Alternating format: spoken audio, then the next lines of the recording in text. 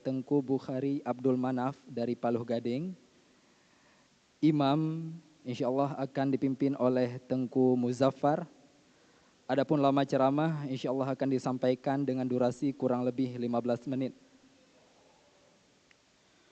Bagi jemaah yang ingin melanjutkan tarawih 20.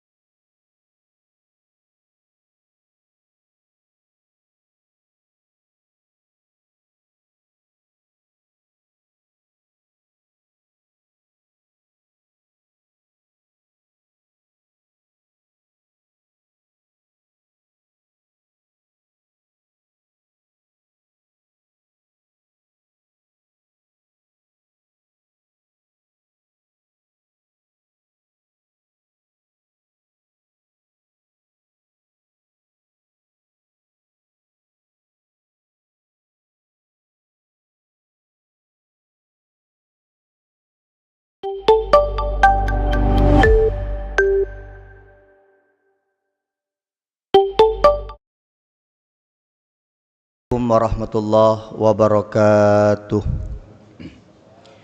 Alhamdulillahilladzi ja'ala an-nahara ma'asyan lil bashar wa ja'ala al-laila rahatan lil anam wa arsala rasulahu bil huda wa dinil haq liyudhhirahu 'ala ad-dini kullihi walau karihal kafirun. Yang sama-sama kita muliakan imam masjid, pengurus masjid, ketua BDI, remaja masjid dan seluruh hadirin dan hadirat sidang jamaah Isya tarawih witir. InsyaAllah kita semua dimuliakan oleh Allah dunia akhirat. Kaum muslimin sidang jamaah Isya tarawih witir yang dimuliakan Allah. Kelebihan bulan Ramadan ketika Allah mengumpulkan semua kebaikan, Allah mengijabah semua doa dan Allah memberi taubat kepada orang yang mau bertaubat kepada Allah. Maka Nabi mengatakan, sungguh rugi orang-orang yang berjumpa dengan bulan Ramadan, tidak bertambah kebaikannya, tidak diijabah doanya, dan tidak diampuni dosa-dosanya. Ramadan ini sebagai sekolah untuk kita mengumpulkan kebaikan, sebagai tempat kita untuk memanjatkan banyak doa, permohonan kita kepada Allah, dan sebagai tempat kita untuk memohon taubat di sisi Allah Subhanahu wa taala. Kaum muslimin, muslimat sekalian yang dimuliakan Allah, kita ni pendosa, Pak. Semua jamaah yang hadir di sini dan siapapun kita ni pendosa, Pak. Dosa kecil atau dosa besar, dosa zahir atau dosa batin, kita pendosa. Manusia yang tidak pernah berdosa di muka bumi ini hanyalah Nabi kita Muhammad sallallahu alaihi wasallam, maksum, dijaga oleh Allah Subhanahu wa taala. Kita semua pendosa. Maka kita ketika ada berjumpa dengan pendosa-pendosa yang lain, ketika kita berjumpa dengan orang-orang yang berbuat salah, kita tak terkejut, Pak. Misalnya si A buat salah, tak terkejut kita. Si B buat dosa, tak terkejut kita. Si C khilaf, tak terkejut kita. Kita malah terkejut kalau ada di antara kita yang enggak pernah berdosa. Itu agak terkejut kita, Pak. Misalnya ada orang bilang, oh dia tidak pernah berdosa. Ini terkejut kita. Jangan-jangan dia malaikat. Jangan-jangan dia nabi ini. Karena kita bersifat dengan salah. Maka kita tidak usah kemudian menyoroti salah orang, karena kita juga salah. Tidak usah terlalu banyak menyoroti dosa orang, karena kita juga pendosa.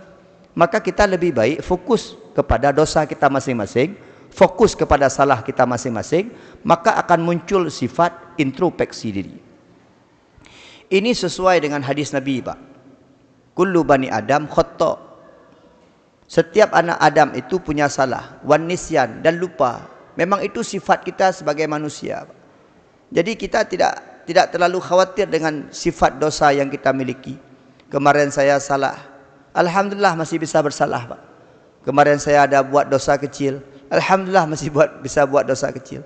Tapi hebatnya lagi Allah, ketika kita manusia diberikan sifat salah dan dosa, Allah itu Al-Ghaffar. Allah itu Tuhan kita Maha Pengampun. Kita yang buat salah, Allah yang mengampuni. Maka tugas kita sebagai manusia adalah memohon ampunan kepada Allah. Minta ampun sama Allah. Minta maaf atas segala dosa-dosa yang kita lakukan. Itu tugas kita sebagai manusia. Maka sebaik-baik orang yang bersalah, kata Nabi, wa khairul khatta'in at-tawwabun. Orang yang bersalah itu paling baik ketika dia mau bertaubat kepada Allah, menyesali dosa-dosanya di hadapan Allah, nadamah atas segala apa yang sudah dia lakukan, kemudian dia kembali ke jalan Allah Subhanahu wa taala. Itu baik sekali. Bapak Ibu sekalian yang dimuliakan Allah, kita tidak usah berlarut-larut dengan dosa-dosa masa lalu kita. Jadikan itu cambuk bagi kita untuk berbenah diri kita lebih baik di masa yang akan datang. Jangan selalu kita, ya Allah, ilung kibanyo, nak terima long jamun mena-mena. Boleh, tak apa-apa. Tapi itu jadikan sebagai cambuk, jadikan sebagai motivasi kita untuk merubah diri kita ke jalan yang lebih baik. Coba lihat. Nabi Adam alaihissalam pernah bersalah dengan memakan buah khuldi, buah yang dilarang oleh Allah Subhanahu wa taala. Tapi Nabi Adam pada akhirnya diberi taubat oleh Allah. Nabi Adam setiap hari mengucapkan Rabbana dhalamna anfusana wa illam taghfir lana la tarhamna lanakunanna minal khasirin. Dia minta ampun selalu kepada Allah, dia minta taubat, diterima taubatnya oleh Allah. Umar ibnu Khattab, Bapak sekalian, Umar ibnu Khattab itu, saya rasa kita tidak ada yang melakukan salah sebesar Umar ibnu Khattab. Kita tidak pernah membunuh anak kita hidup-hidup, Pak. Tapi Umar ibnu Khattab pernah membunuh anaknya hidup-hidup. Kita tidak pernah meminta memenggal leher Rasulullah, Pak. Kehantam tak ke dia. Nyom merumpok Nabi kutak pada ku. Kan tidak pernah, Pak. Tapi Umar ibnu Khattab pernah melakukan itu, Pak. Tapi coba lihat ketika Umar ibnu Khattab bertaubat, mengakui agama Allah, beriman kepada Allah, mengakui kebenaran daripada Rasulullah Muhammad sallallahu alaihi wasallam, Allah berikan jalan yang terbaik kepada Umar ibnu Khattab. Kemudian Allah berikan satu tempat di syurga kepada Umar ibnu Khattab. Tertulis nama Umar ibnu Khattab di pintu syurga, Pak. Allah itu paling senang ketika kita datang bertaubat kepada Allah. Ya ayyuhalladzina amanu tubu ilallah taubatan nasuha. Hai orang-orang yang beriman, datanglah kepada Allah engkau dengan taubat nasuha, Pak. Lupakan dosa yang lalu, sekarang jangan lagi berdosa. Besok kapanpun berjumpa dengan dosa itu, benci kita terhadap dosa itu. Itu baru namanya taubat nasuha. Tidak apa-apa kita salah, tidak apa-apa kita dosa, Pak. Orang yang banyak mengakui dosanya lebih baik daripada yang sombong dengan kebaikannya. Banyak orang yang sombong dengan kebaikannya. Kita kan malu mengakui dosa, Pak. Maka kita kalau ngomong di depan orang tu baik-baik selalu. Coba perhatikan begini. Ada orang pergi haji, Pak. Ada orang pergi umroh. Itu ketika dia pulang kampung, ketika datang tamu ke rumah atau berjumpa dengan kerabat sahabat, itu yang diceritakan yang baik-baik, Pak. Kenapa dia tidak pernah cerita yang buruk-buruk? Karena dia malu, itu wajar, Pak. Saya di sana kalau tiap hari solat jamaah, selalu di belakang imam. Itu kan solat itu. Saya selalu dapat tempat bagus di depan Masjidil Haram. Saya datang depan Kaabah selalu. Yang hilang sendal, hilang cincin, tak pernah dia cerita, Pak. Kan kita mau kebaikan-kebaikan kita tampak, boleh. Tapi kita juga harus mengakui dosa-dosa kita, terutama di hadapan Allah Subhanahu Wa Taala. Maka Ustaz ni mengajak ni, di akhir-akhir Ramadan ni, nanti di Qiyamul Lail kita ni, kalau kita bergabung dengan Masjid Al-Muntaha ni, dia jangan tak tahu apa yang harus kita lakukan. Banyak beristighfar kepada Allah, banyak taubat kepada Allah. Kalaupun nanti nangisnya nangis taubat di hadapan Allah. Allah itu mengampuni dosa kita, Pak. Kecuali dosa syirik kita kepada Allah, menyekutukan Allah, semua dosa kita diampuni, Pak. Itu hebatnya Tuhan kita Allah, Pak. Itu beda dengan manusia, Pak. Manusia itu ada kalau dendam berbulan-bulan, Pak. Bertahun-tahun dendam manusia sama kita. Coba perhatikan manusia. Sikit salah kita tu, bisa-bisa sampai mati kita enggak dimaafkan, Pak. Padahal bertetangga kita. Enggak dimaafkan, Pak. Tapi Allah selalu ketika kita hadir di hadapan Allah, Allah selalu memberi maaf kepada kita. Allah selalu memberi taubat kepada kita.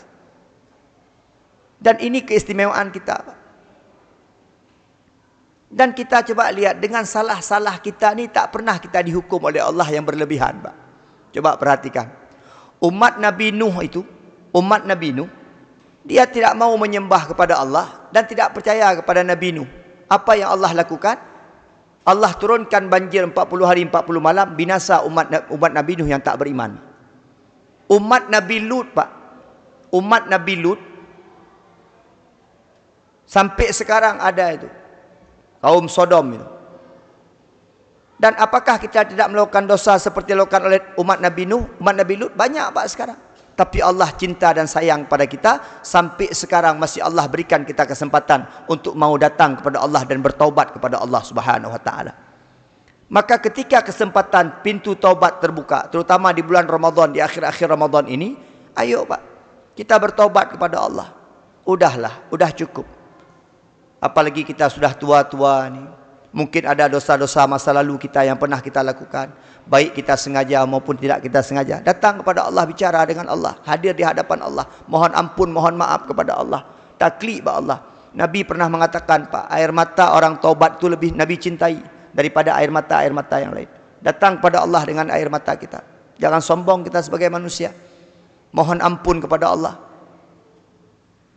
InsyaAllah tidak akan mungkin kita ditolak taubat kita oleh Allah Subhanahu wa taala.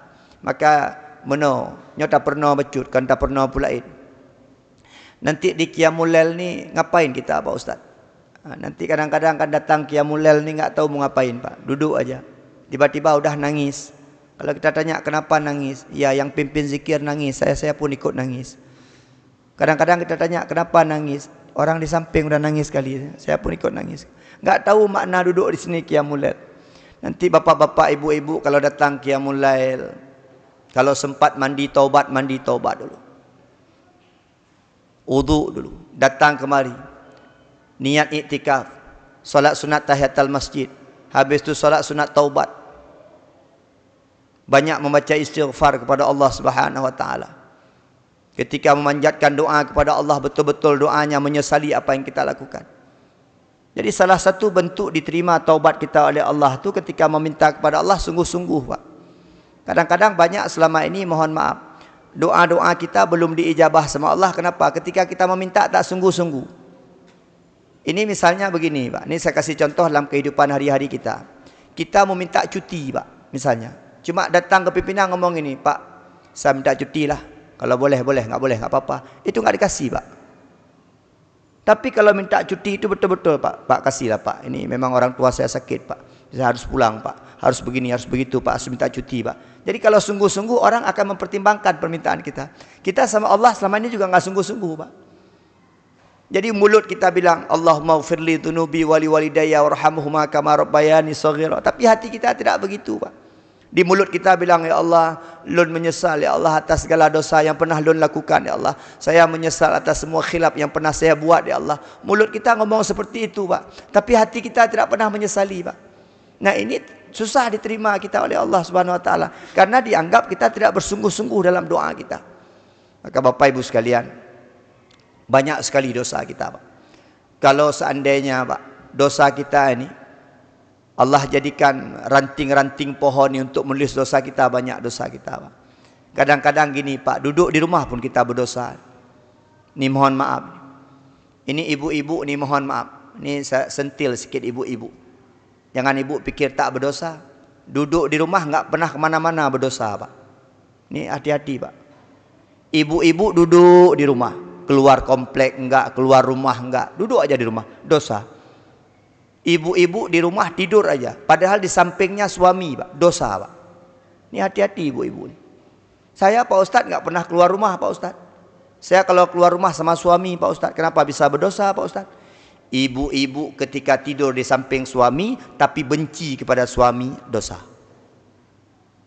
Ibu-ibu di rumah, tapi tidak baik memutuskan silaturahmi dengan suami, tidak bercakap-cakap dengan suami, tidak bicara-bicara dengan suami, dosa. Nah, diam di rumah aja dosa, Pak. Maka banyak dosa kita sebenarnya, Pak. Bukan hanya dosa zahiriyah, dosa batiniah. Memang kita tidak pernah ngomongi orang, tapi hati kita selalu menggunjing orang di hati kita sendiri, Pak. Apa dia? Apa dia? Memang di hati, Pak. Enggak pernah terucap. Itu juga dosa. Maka dari sekian banyak dosa yang kita lakukan, Allah berikan kita kesempatan untuk bertaubat kepada Allah. Sekarang tinggal kita mau atau tidak mau untuk hadir di hadapan Allah, memberikan taubat, kemudian meminta taubat kepada Allah Subhanahu Wa Taala. Lagi belum pegah bunuh sebuah, Pak. Munya Ramadan handa tim taubat, hana boleh lain tim taubat, Pak. Kalau Ramadan kita tidak pernah datang kepada Allah untuk meminta taubat kepada Allah, tidak mungkin di bulan lain kita datang minta taubat kepada Allah. Ini kesempatan emas. Belum tentu Ramadan akan datang lagi kepada kita. Ramadan akan datang, tapi belum tentu kita akan berjumpa dengan Ramadan yang akan datang.